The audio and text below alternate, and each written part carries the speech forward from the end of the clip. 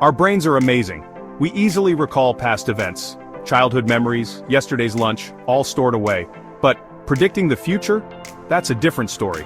Why can we examine the past but struggle to see what's ahead? It's a fascinating quirk of how our brains work. Our ability to remember is incredible, but our capacity to foresee the future remains limited. This difference highlights a fundamental aspect of our neural machinery.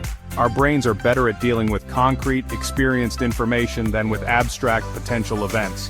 While we may dream and speculate, accurately predicting the future is a challenge. The past is fixed, a record in our minds. The future, however, is fluid, full of endless possibilities. Deep within our brains lies the hippocampus, a seahorse-shaped structure crucial for memory. This little powerhouse helps us form new memories and retrieve old ones. It's like a librarian, carefully cataloging our experiences.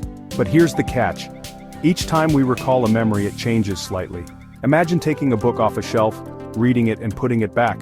The book itself remains the same, but your interpretation, your understanding might shift. Similarly, memories are not static recordings. They are dynamic and malleable, influenced by our current thoughts, emotions, and even subsequent experiences. Our brains have an interesting relationship with time. It's almost as if they view the past and future through different lenses. We experience the past as a sequence of events, like watching a movie.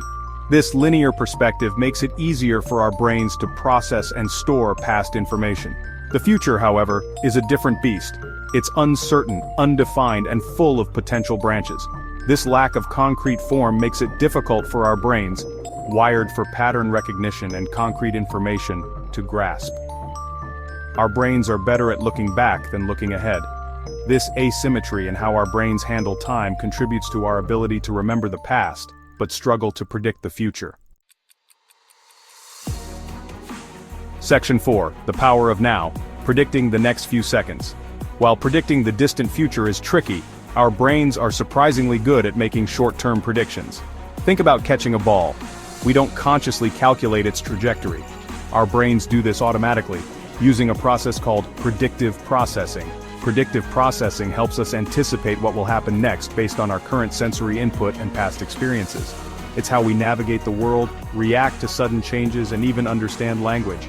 However, this predictive power is most effective in the immediate present.